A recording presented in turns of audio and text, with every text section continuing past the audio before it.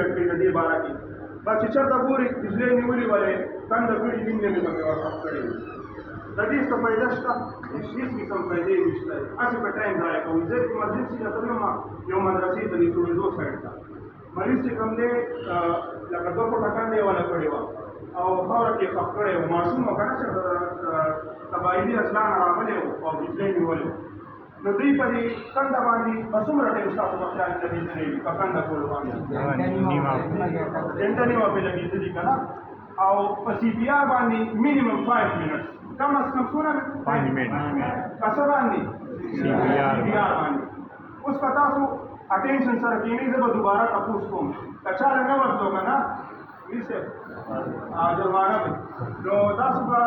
لږ اټینشن سره کښېنئ ګورئ که نه چې سی پي آر څه ته وایي ټیک شوه CPR abbreviation data cardiac pulmonary